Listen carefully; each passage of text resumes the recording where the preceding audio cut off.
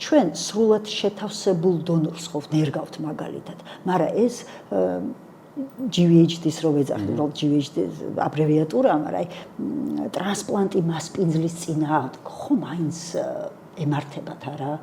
ეს რატომ? იმიტომ რომ ის 12 კი არის შეთავსებული გასაგები, მაგრამ სხვა ბევრი.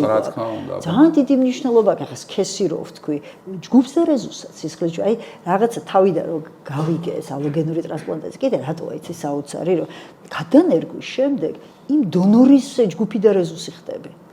ანუ რეზუსი იცვლი? იცვლი ხო? ანუ სისხლს იცვლი. ერთსა მე ვარ თუ პირველი დადებითი და გადამინერგეს მაგალითად მეოთხე. გავხდები მეოთხე, ხო? ხო, არ ვიცოდი.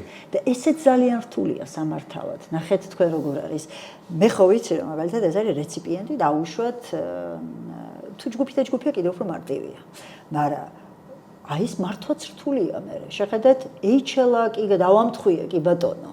მაგრამ ჯგუფი და რეზუს ხო ვერ ვამთხოვ მე, სანამ სრული ქიმერიზმი არ მოხდება, ხო? სრული ქიმერიზმი რა არის? მანამდე მე სიტყვაზე ვიზახე, სრული ადაპტირება არ მოხდება. სრული ქიმერიზმი, აი სრულად დონორის ანუ სანამ დონორის ის არ გავხდები, რა ქვია მაგას.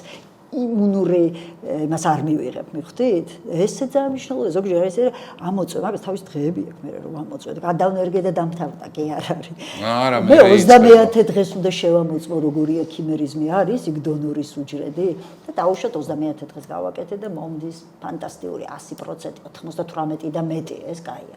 მე შეიძლება წამოვიდეს დონორის ის და დაიკლოს და ამ დროს პაციენტის იმუნორმასი, ანუ ძველმა ეს არ გვაწყობს, ხო? არ გვაწყობს, მაგრამ როგორ ის პატარა დევიაციები შესაძლებელია, იმიტომ რომ როგორ ეს ხელი დაიწიოს, აიწიოს, მაგრამ საბოლოოდ უნდა გასწორდეს. ეს ითამაშებს. შეიძლება ტურბულენცია აქვს. აქ თავიდან. ოღონდ ეს არ უნდა იყოს ის, თორე თუ თავი 30 მე100, 200 და მე300 დღეს პირობითად ვამბობ რომ ნახე ქიმერი დაიწია, ეს იცით რას ნიშნავს, რომ აღარ აგაქვს შენ დონორის უჯრედი და არ იმუშავა დონორი. და ისევ შემოbrunდება ეს დაავადება.